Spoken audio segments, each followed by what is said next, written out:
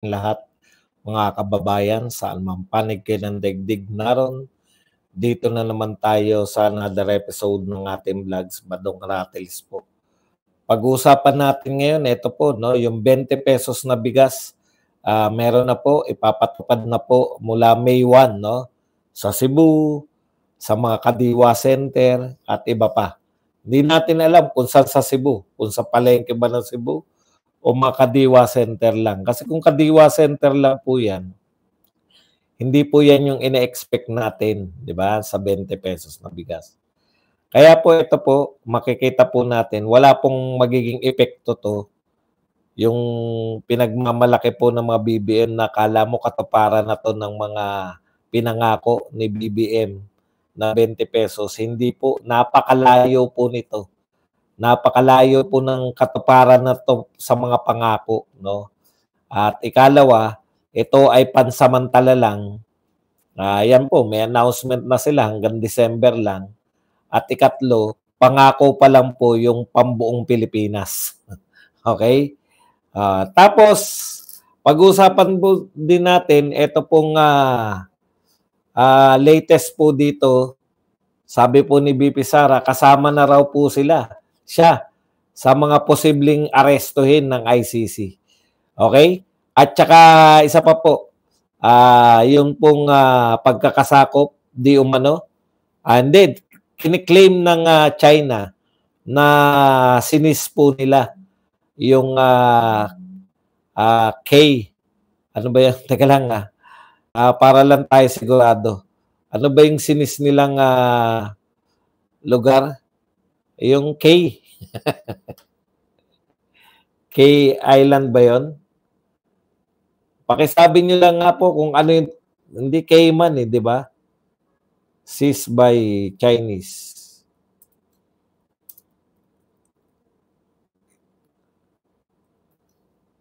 Sandikilay, K. Sandikay. Ayan. Okay.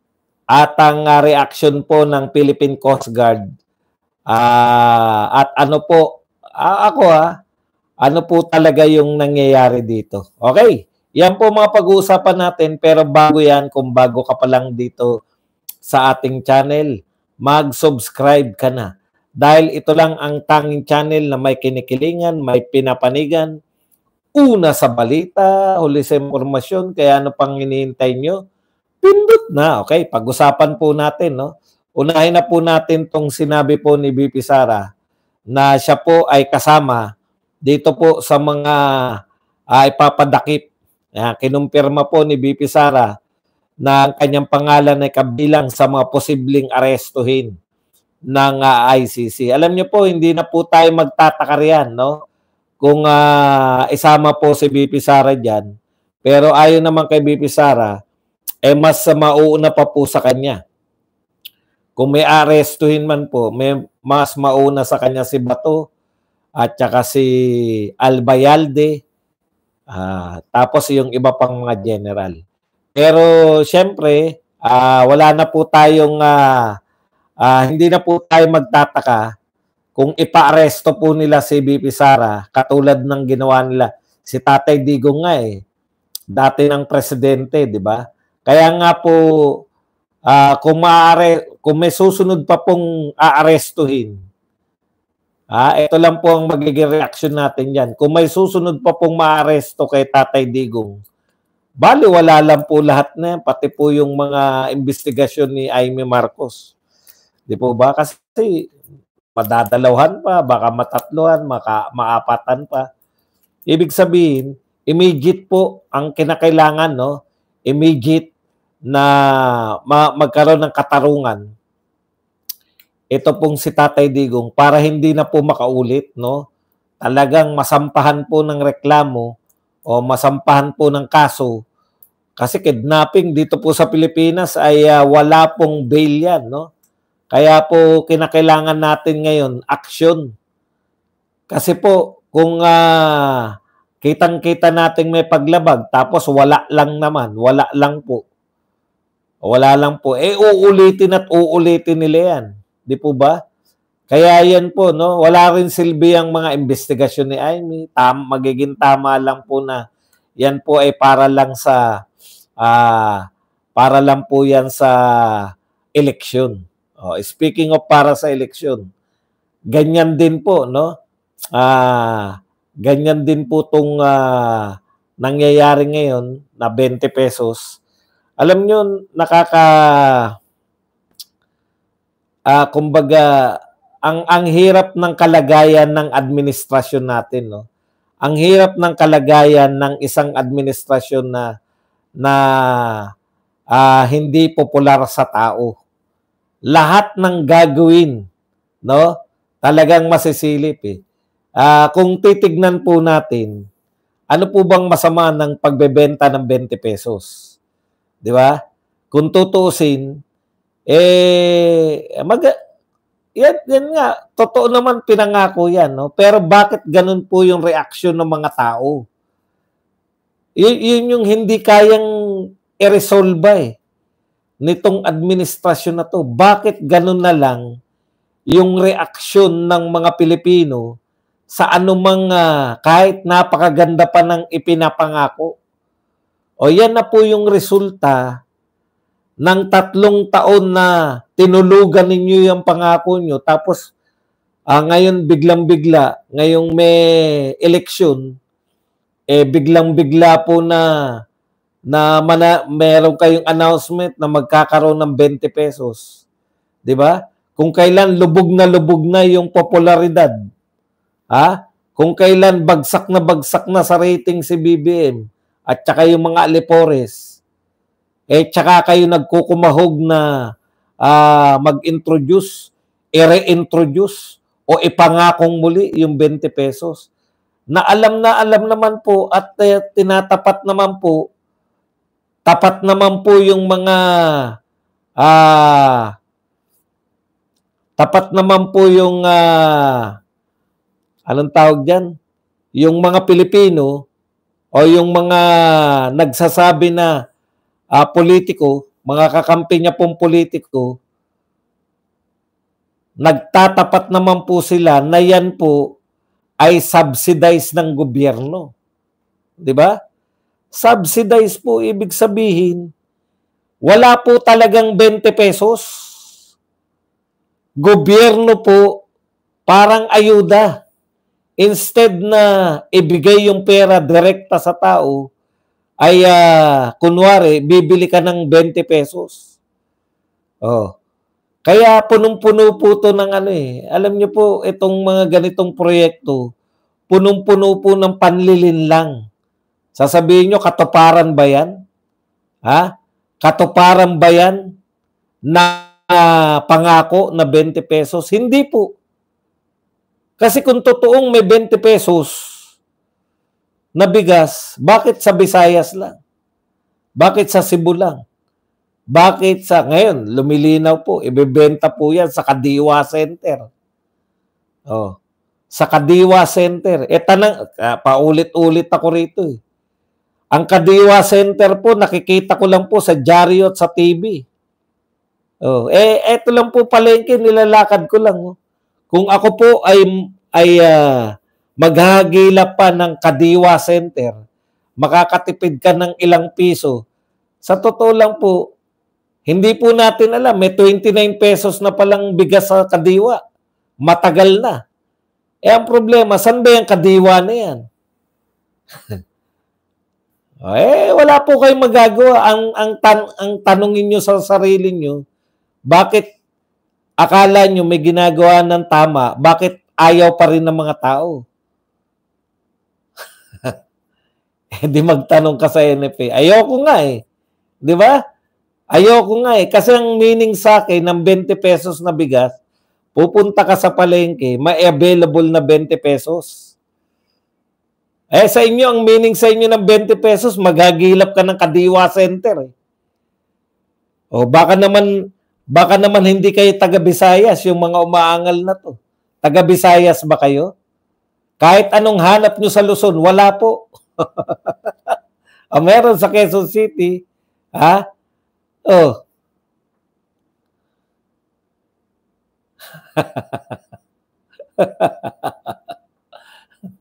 Hindi po ako choosy.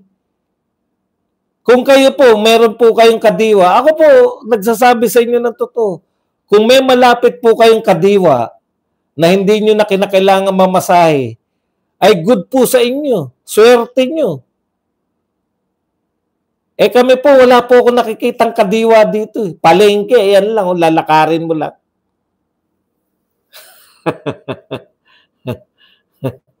Hindi po ba? Yun yung sinasabi ko eh. Na magbabackfire pa yan. Kita nyo ngayon, ang reaksyon ng tao.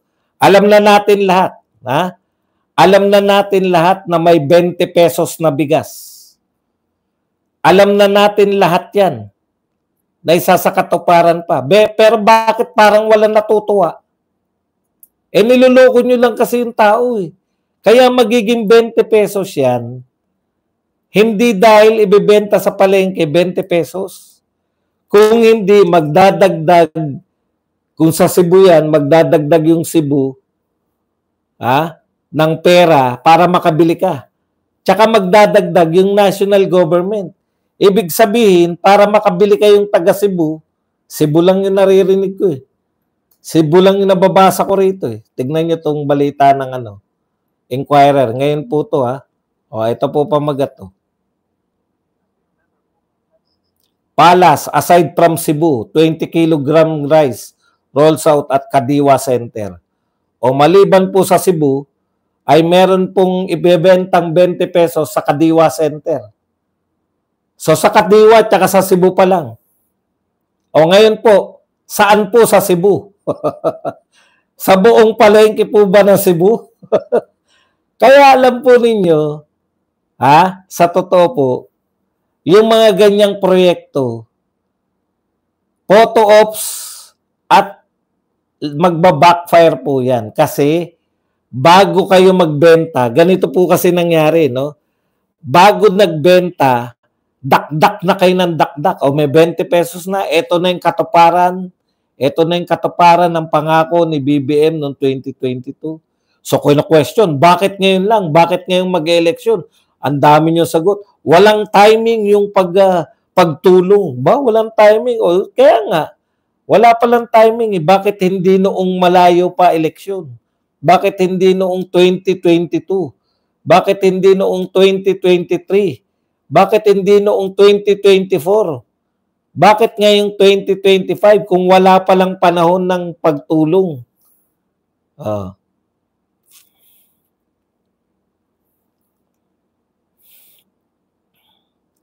Hindi po sa Visayas, sa Cebu pa lang ang sinasabi. Ang linaw po nito sa Inquirer. Ayan po. The Department of Agriculture, April 28, 5 p.m. alas 5 ng gabi. Announced that the Kadiwa ng Pangulo Program, following the announcement of implementation in Visayas. Ayan po. So, hindi lang po sa Cebu, pati raw po sa Kadiwa Center. O, Kadiwa Center, tsaka sa Visayas. Bakit ko po sinasabi na baka mag-backfire pa yan lalo? Eh, ngayon pa lang, wala pa kayong binibenta. Pucha, kung mangako kayo, kala nyo, katuparan na to ng pangako. Wag mo ko patulugin. Ba't mo ko papatulugin? Huwa na. Ikaw ang matulog na. Alam niyo po, eto kasi mga to, sanay na diktador eh. Alam niyo yung diktador, bawal kang umangal. Sa demokrasya po, pwede pong umangal. Kaya po ako angal ng angal kasi po yan ang trabaho ng oposisyon. Umangal. Hindi mo ba alam yun? Sagutin mo yung angal ko kung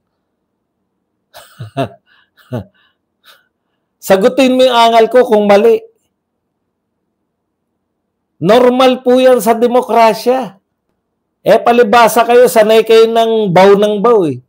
Sanay kayo yung idol nyong Marcos, yung tatay ni Marcos diktador eh. Ngayon naman, sanay kayo na hindi pwedeng magreklamo, pwede pong magreklamo. Oh, yan po ay tinitiyak ng ating saligang batas. Freedom of speech po tawag diyan. Ay, hindi ko naman sinabing diktador si Marcos eh. Ang sinasabi ko, kayo, fans kayo ng diktador. Yung Marcos na sinasabi ko, si Ferdinand. Oh, may martial law nga nun. Kayo naman, no? Martial law na nga nun, dinideny nyo pa. Walang kalayaan noon. Kayo naman, no? Pag martial law po, wala pong... Hindi pala basic na basic po yun. Wala naman po nagde-deny na martial law, may kalayaan. Pati ba naman? Okay. Tatay po niya, diktador. Patunay po, nagdeklara ng martial law. Ako questionin niyo pa. Sabi ko kayo, fans kayo ng diktador. Bawal kumontra sa inyo. Pwede pong kumontra ang sinasabi ko. Oh, sasabihin niyo na bakit ka nakakapagsalita. Yun na nga, dahil pwede pong kumontra.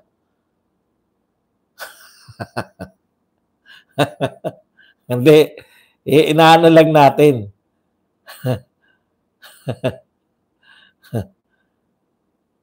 Wag na natin pagtalunan muna yung martial law. Babalik na naman tayo dyan eh. Ang sinasabi ko lang, wag nyo akong pipigilan dahil trabaho kong kumontra. Ganun po talaga oposisyon. Kaya nga oppose eh. Oposisyon eh. Naintindihan nyo na. Okay na yan. Maganda na martial law sa'yo. Wala namang problema. Ang sinasabi ko, bawal kang kumontra nun. Baho ng trabaho nyo. Mas mabaho trabaho mo. Nostradamus. Manghula. 99% ng hinula mo, hindi totoo. Okay. Punta na tayo rito, no? Sa 20 pesos. Ang sinasabi ko po, ito na po yung katotohanan. Ito po yung ina-announce nila. Sa Visayas, tsaka sa mga Kadiwa Center. Hindi po sa mga palengke ibebenta. No? Pili lang ang taong pwedeng bumili. O, ganyan po ba yung pinangako? Nung sinabi ba ni Marcos, magkakaroon tayo ng 20 pesos na bigas. Pero piling tao lang. O, hindi po. Kung pwede lang ako sumama sa ICC, ikaw naman AJ, bugok ka rin eh. Pwede ba ako sumama doon?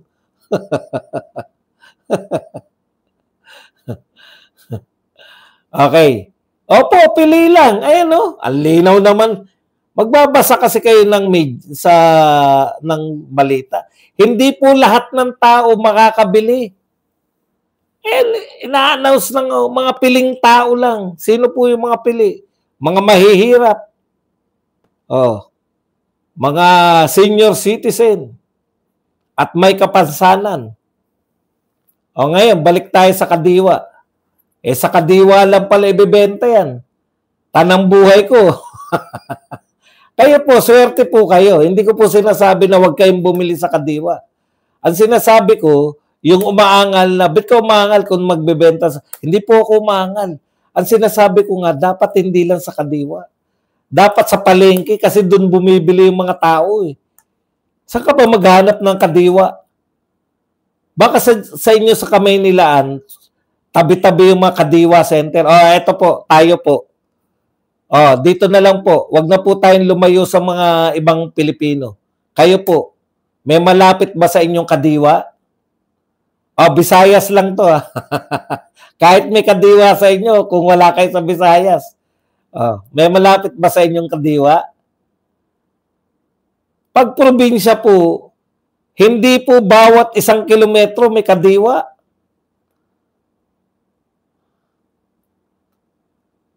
Binigay daw ang 20 pesos, umaangal daw. Nakabili ka na ba, AJ? Ang iniangal ko po, hindi yung 20 pesos. Kung kayo po malapit sa Kadiwa, swerte nyo po. Kasi makakapila kayo. Pipila kayo niyan, Chuck. Paano po yung malayo sa Kadiwa? Tandaan nyo po sa probinsya, hindi po tabi-tabi ang Kadiwa Center.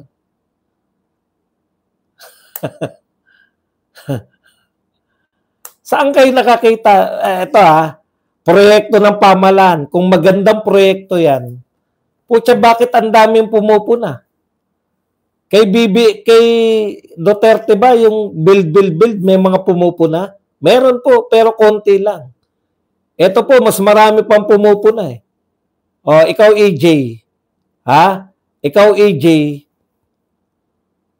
ang point ko lang, bumili ka ng 20 pesos, ipagmalaki mo. Duterte na naman kayo. Ngayon palpak ang presidente, pinasok niya na naman si Duterte. Kayo naman, no? Isa lang talaga utak niya eh. Para kayong mana kayo lahat kay Anticler eh. Saan ba nakita yung 7 pesos na yan? Wala po akong makita eh. Nangako si Digong ng 7 pesos eh. Nangako si Digong 7 pesos. Ang alam kong pinangako ni Digong nung tumatakbo siya, ha? Ang alam ko pong pinangako ni Digong, papatayin niya. Uta, hindi ko narinig na 7 pesos ang bigas. Binubulan nyo kasi kami. 80 pesos per kilo ng panahon ni Digong. 80 pesos pala. Di dapat ang daming umangal. 50 pesos umaangal. 80 pesos pala noon. Bakit walang umaangal? Binubulan nyo naman kami. Ano ba kami? Hindi ba kami nabuhay ng panahon ni Tatay Digong? Ha? Thank you very much kay Nina, na nagbigay po ng $10. Maraming salamat, Nina. Wag tayong magbulahan. Ha? Narinig ko mga speech ni Digong eh. Wala naman siyang sinabi na 7 pesos na bigas. Ipakita niyo yung 7 pesos na bigas na yan. 80 pesos daw nung panahon ni Digong ang bigas. Putya, 50 nga, umaangal ng mga tao eh. 80 pa. Naknampu pa kayo naman, no? Pinagbubulan nyo tao. Ngayon ang pinag-uusapan, 20 pesos. Ang hirap, no? Kung totoo yung programa na yan, di ba, tatawa lang kayo. Sabihin nyo, na nga 20 pesos. Punta ka rin ba doon? Ituturo ko sa'yo kung saan ka bibili. Oh. Mahirap sa inyo, pinagtatanggol ninyo. Hindi nyo naman maituro kung saan kami bibili. Sinabi na nga ng inquirer sa Cebu at saka sa Kadiwa. Pinagpipilitan nyo na magandang proyekto yan. Paano naging magandang proyekto yan na pan-Cebu lang? Alam nyo ba kung bakit pan-Cebu? Bakit Cebu lang? Malaki boto nun eh.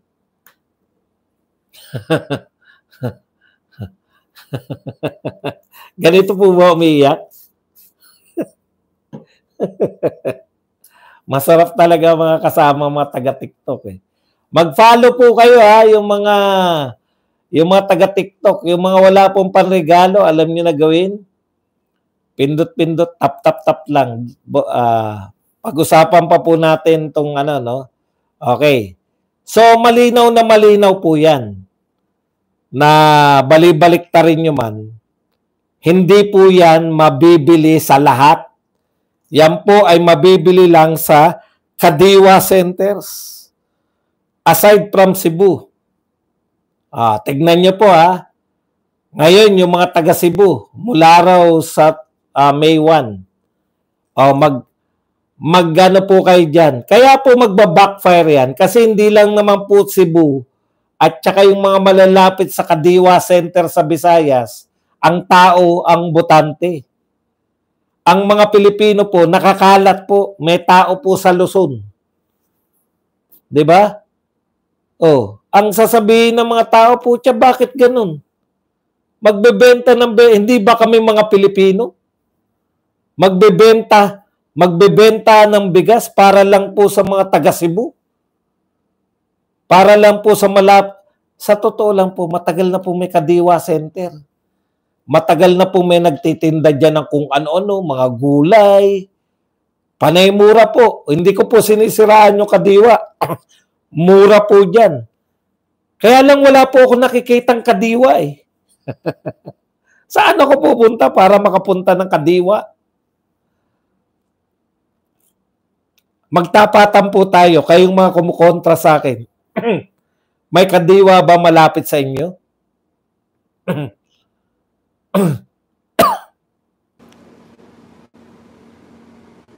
Okay, resume po, resume. Resume po. Hindi po, maghapon po ako natutulog. Wag po kayo, iba po yung pattern ko ng tulog eh. Pasensya na kayo. Okay, balikan na po natin. No? Ito po, balita po to ng social media, mainstream media. Lahat po binabalita yan ngayon na Visayas lang, no? Visayas lang po, particular Cebu. Hindi, wala nga binabanggit sa iba eh, no? Kaya yun ang pinagtataka natin eh. So, hopefully, sinasabi nila na baka raw sumunod. Baka raw sumunod yung ibang lugar sa Pilipinas.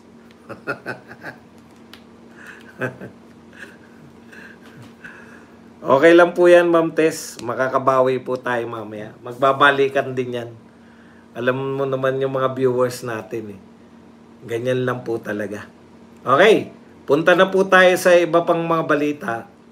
Ito po yung sa Sandy Cay, no? Ito po, nagpahayag po yung China na sinis nila yung Sandy Cay. Tapos po, nagpakita po sila doon ng may Chinese, nakita po natin. Parang ano lang siya, no? Yung maliit na isla lang. Parang ganyan yata yung yung sa Palawan na yung pag nag-island hopping kayo yung lulubog lilitaw. Pag mataas yung dagat, wala yung island na yun. Doon yung kainan ng tanghalian eh. Okay. Ngayon, eto po, dito po sa Sandy Cay na to, naglabas po yung China ng news na sinis po nila. Tapos pinakita po nila yung Chinese Coast Guard. May bandila po ng China. Naroon po sila sa napakaliit lang po, parang sandbar. Sandbar lang po, yung Sandy Cay na sinis nila, no? At poprotektahan daw nila yan ayon sa kanilang pahayag. Ngayon, ang Pilipinas ay pinabulaanan ito, no? Saan ba'y nagsasalita?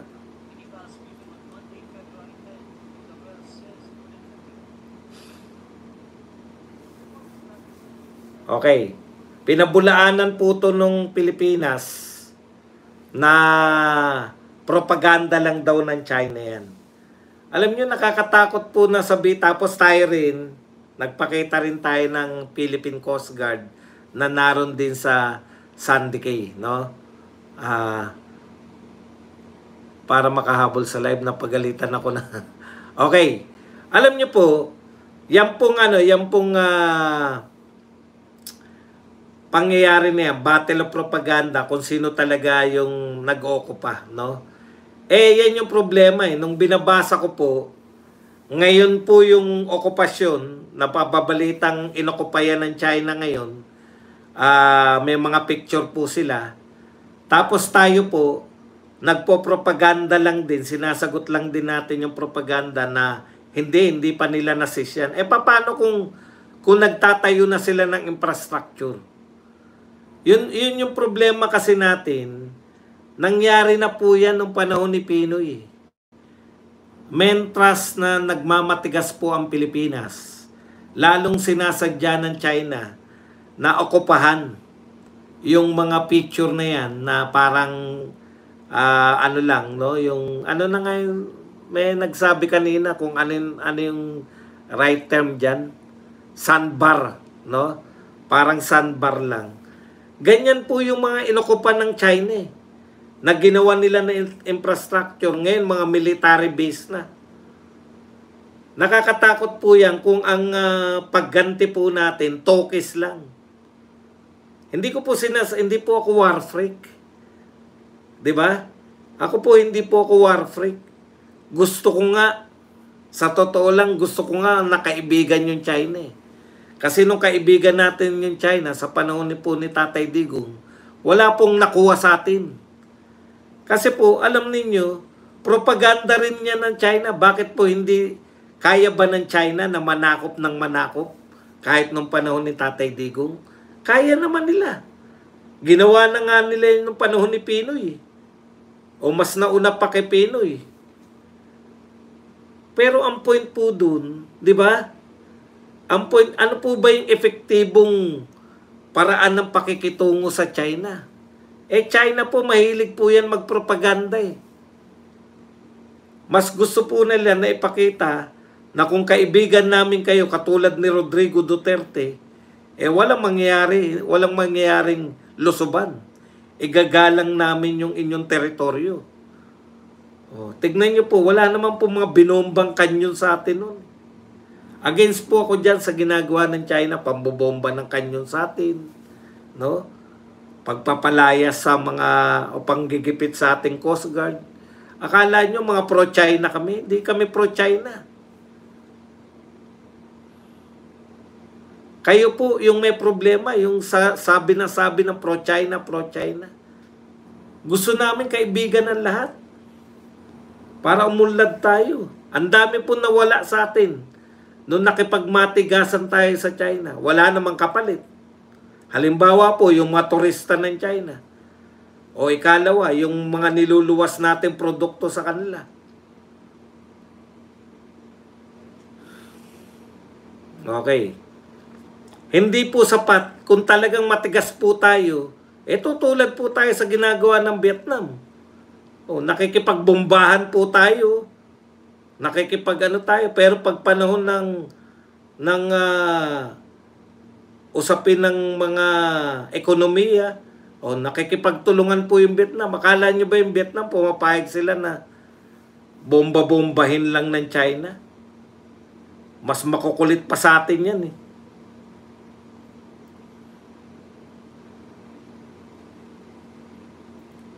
Tayo, makulit lang tayo sa Tokyo. Yung Vietnam, totoong matatapa. Utay lang. Yung Vietnam, parang Pilipino nung panahon nila Bonifacio. Mga superpower yun nilalabanan. France, US, at tinatalo nila. Yun ang kakaiba eh. Okay.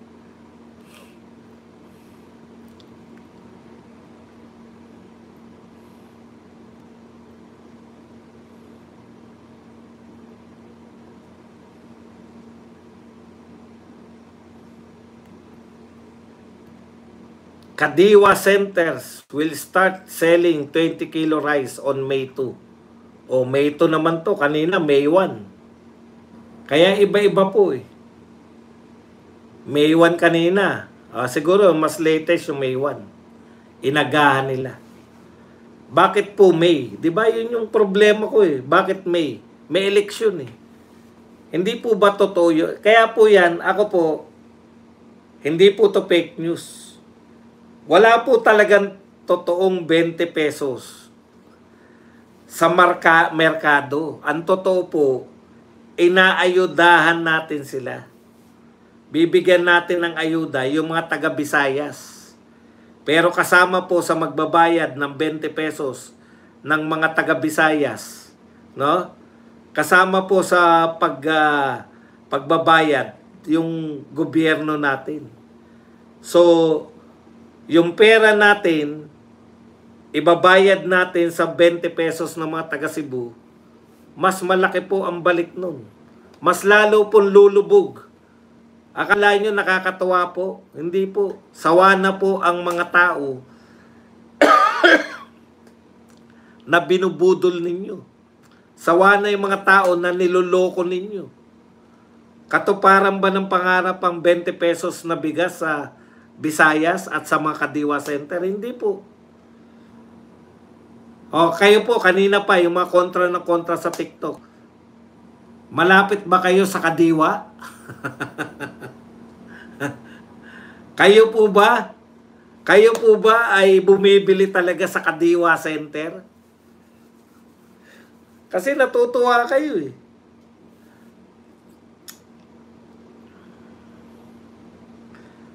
Natutuwa kayo na may 20 pesos na bigas. Tanong, nakabili na ba kayo? Makakabili ba kayo? Hindi po yan sustainable. Na po sa balita, hanggang December lang. Pangako pa po yun kung lalabas pa sila ng Visayas.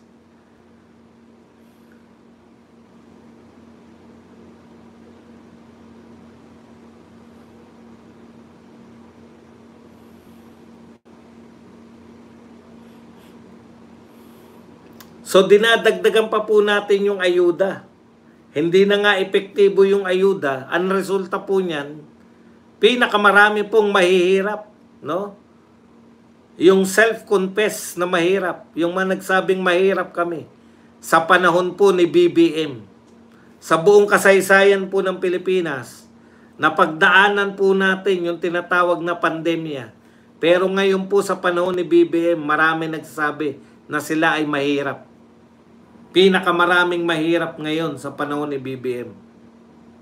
Hindi, no? Breaking record po lahat Ngayon po, yung number 5 po ang Manila. Sa pinaka nakakatakot. Pinaka dapat iwasan ng mga turista. Imagine niyo.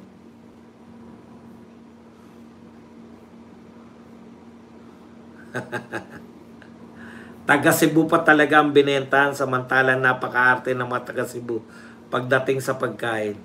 Alam nyo, pag nag-backfire po yan, kasi po mas marami po ang hindi makakabili ng 20. Pero kasama sila sa pagbabayad ng 20. Alam nyo po ba yon? Tayong lahat, kung yan po ay uutangin, o inutang na, kung yung budget po ng pambili dyan, pandagdag para maging 20. Kasi 33 yan Yung ibebenta nilang 20, 33 pesos yan. So palugi po. Magkano po yung iabono ng 20? 13 pesos. 650 sa local government, 650 sa national government. So kasama po tayo sa subsidy. Kung yan po ay inutang, kasama po tayo magbabayad ng utang para makabili po ng bigas yung taga Cebu. Ang swerte nyo naman mga taga Cebu. Buong Pilipinas, kinakarga kayo. Kaya po, pag natuklasan ng mga tao yan, walang 20 pesos sa amin, pero kasama kami, pag bumili po ang taga Cebu, kasama tayo sa magbabayad ng 20 pesos nila. Yung iaabono na 650, kasama po tayo sa mag-aabono para lang sila makabili ng 20 pesos na bigas. Yung mga malalapit sa kadiwa. Alam niyo po ang sinabi? Dito po sa balita ng Inquirer, yung tinalakay natin kanina. Ano po sabi? 26% lang po ang nakakabili ng murang bigas ng NFA na mahirap. 60% non-poor. Ang bumibili po, mas marami pa pong bumibili sa NFA rice na mura, mas marami pa po ang bumibili na hindi mahirap, non-poor. Imaginin po ninyo. Yung nakikinabang po sa murang bentahan ng NFA ay mga mayayaman pa. Konti lang po yung mahirap. Bakit po konti lang yung mahirap? Saan ka maghahagilap ng kadiwa? Binibenta po yan sa kadiwa. Kinakailangan mo ng sasakyan. It's either babiyahe ka ng pagkalay. Magtapatan po tayo. Kayo po nanonood. Meron po bang kadiwang malapit sa inyo? Ano lang po, simpleng survey lang po. Magsabi po kayo ng 1 kung may malapit pong kadiwa sa inyo. 2 po kung wala kayong nakikitang kadiwa. Imagine niyo, hahanapin niyo pa yung kadiwa para makabili kayo ng 20 pesos na bigas. Samantalang yung mga mayayaman, yung mga mayayaman po, sila tuloy ngayon bakit? May sasakyan sila Kaya nilang hagilapin kung saan man makikita yung Kadiwa na yan. Ayan po. Yan yung inimbestigahan nila. Ang nakakabili ng murang kadiwa, ang murang NFA rice, 26% lang mahirap.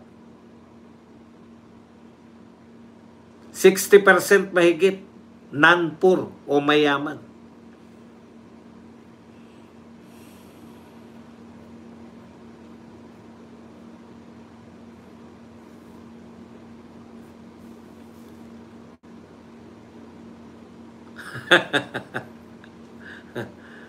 Kasi naglolokohan lang po tayo eh.